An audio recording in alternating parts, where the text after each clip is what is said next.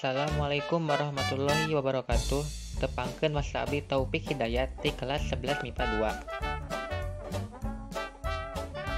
2. Ayeuna sadunya nuju digegerkeun ku wabah Covid-19. Di Indonesia duwi kadangat ayeuna anu kajangkit tos langkung ti 5.000 urang. Ku sabab kitu urang kudu waspada jeung kudu ngajaga kasehatan sangkan urang teu kajangkit ku eta wabah. Salajengna aya lengkah-lengkah hirup sehat di imah pikeun nyanghareupan pandemi Covid-19 di antawisna kahiji rajin ngumbah panangan.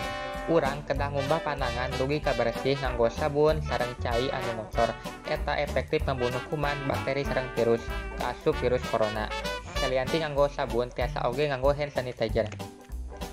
Kadua, tepihan tina nyepeng rarai.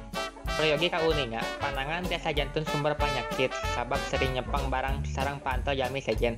Sedangkan virus corona tiasa lebet karena awak manusia ngalakungan rarai nyaeta soca, pangambung sareng lambai. Katilu, terapkeun etika batuk sareng bersin.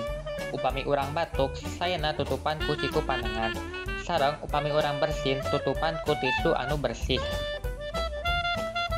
Kaopat, tebihan interaksi langsung. Urang kudu nebihan interaksi langsung sapertos kasalaman jeung sajabana. Kunebihan kontak kulit sareng batur tiasa ngirangan sumber penyebaran virus corona. Kalima, ngarawat diri. Urang tiasa ngalawan virus corona upami urang gaduh sistem kekebalan tubuh anu sehat. Ku cara rajin olahraga, tuang-tuangan anu bergizi, pola teratur sareng kurangan stres. Melakukan hal-hal nu tadi, insya Allah urang moal terkenaan ku virus corona. Sakitu anu kusim kuring tiasa didugikeun. Hatur nuhun. Wassalamualaikum warahmatullahi wabarakatuh.